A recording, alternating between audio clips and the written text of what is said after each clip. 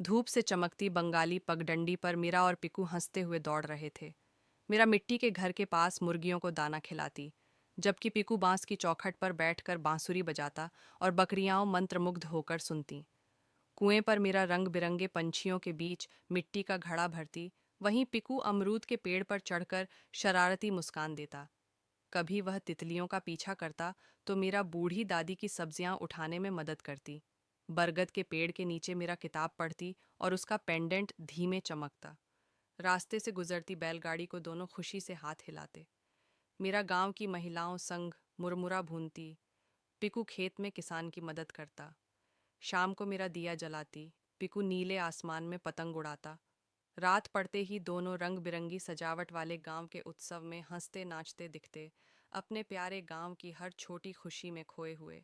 मीरा ने अल्पना पर पड़े फूलों को ठीक किया, जबकि पिकू ने अपनी बांसुरी। रात की हवा में गांव की मीठी खुशबू तैर रही थी, मानो कह रही हो, कल एक नया रोमांच तुम्हारा इंतजार कर रहा है। मीरा घने साए वाले जंगल के रास्ते में प्रवेश करती ही थी कि उसका पेंडेंट जादुई चमकने लगा। पिक्कू ऊंचे पेड़ों के नीचे बांसुरी बजा रहा था और जानवर उसके चारों ओर इकट्ठा हो गए।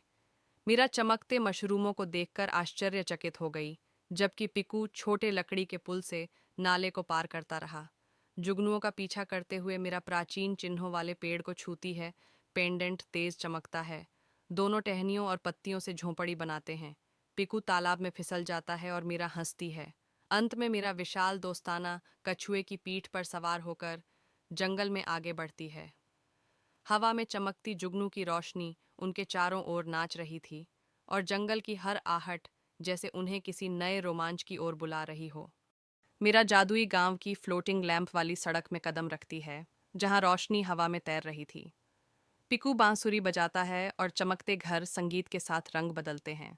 मेरा जादुई लाइब्रेरी में उड़ती हुई बोलने वाली किताब से बातें करती है, जबकि पिकू मंत्र पत्तियों से बंधे हाथों के सहारे धीरे धीरे उड़ रहा होता है। मीरा इंद्रधनुषी चमक वाले क्रिस्टल कुएं के पास रुकती है और पिकू हवा में तैरती मिठाइयाँ खाता है। मीरा चमकते स्टेपिंग स्टोन्स पर चलती है जो पैटर्न बनाते हैं, और पिकू अपनी बाह पर लिपटे छोटे ड्रैगन को प्यार से सहलाता है। मीरा का पेंडेंट चांद से भी तेज चमक उठता है। तभी पिकू घूमती जादुई लट्टू पर सवारी करता हुआ ऊपर उठता है। मीरा एक टीकप के अंदर छिपे छोटे गांव का दरवाजा खोलती है, जबकि पिकू चश्मा पहने बुद्धिमान उल्लू से बात करता है।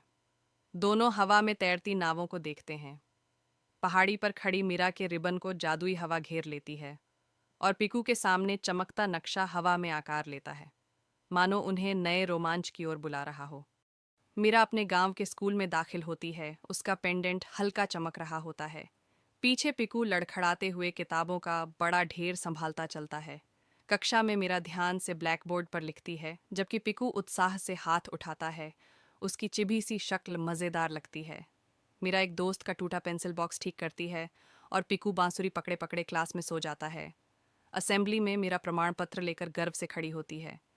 मैदान में पिकू दौड़ते हुए टैग खेलता है। फिर मेरा खिड़की के पास धूप में पड़ती है।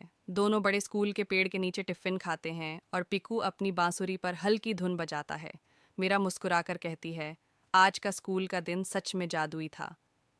मिट्टी के चूल्हे वाले रसोई घर में मीरा माँ के साथ चावल पका रही थी। तभी पिकू रोटी पलटने चला और रोटी ऊपर उड़ गई। दोनों हंस पड़े। मीरा ने दाल हिलाई, उसका लॉकेट हल्का चमका। उधर पिकू चुपके से एक लड्डू उठाकर मुस्कुराया। मीरा सिल बट्टे पर मसाले पीसती रही, जबकि पिकू स्टील के बड़े बर्तन में सब्जियां धो रहा था। फिर मीरा ने केले के पत्तों पर खाना सजाया और पिकू नारियल खोलने में जी जान से लगा रहा।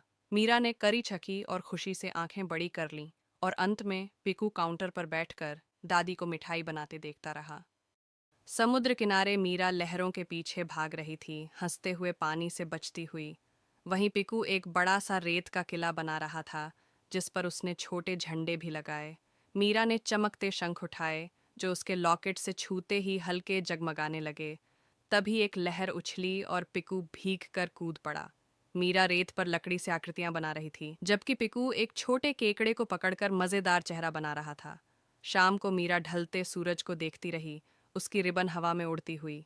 पिकू ट्यूब रिंग पर तैरते हुए खुशी से चिल्लाया, मीरा ने कागज की नाव समुद्र में छोड़ी और अंत में दोनों बीच के झोंपड़ों के पास बारिश में नाचने लगे, जैसे पूरा दिन जादू भरा हो। मीरा और पिकू पहाड़ी रास्ते पर चढ़ते जा रहे थे, हवा उनके चिभी चेहरों को छूती हुई। अचानक मीरा को पहाड़ी दीवार पर एक नीला चमकता पत्थर मिला, जिसे छूते ही उसका पेंडेंट हल्का सा दमका। पिकू चट्टान के किनारे से हवा में चिल्लाता उसका दुपट्टा उड़ रहा था। थोड़ी दूर जाकर मीरा ने पहाड़ी झरने का मीठा पानी पिया, जबकि पिकू ने एक पहाड़ी बकरी को डराने की कोशिश की और खुद ही डर गया। मीरा रास्ते में मिले अजीब चिन्हों की ड्राइंग बनाने लगी और पिकू ने कागज की चिड़ियां उड़ाई, जो घाटी में दूर तक ग्लाइड कर गई। शाम होते ही मीरा छोटी आग पर हाथ सेक रही थी। तभी पिकू कंकड़ों पर फिसला, लेकिन मीरा ने उसे पकड़ डीडीएच लिया। दोनों आगे बढ़े और अचानक एक रहस्यमयी रोशनी वाली गुफा दिखाई दी, और उसी पल अंदर से किसी की धीमी आवाज आई, कौन है वहां?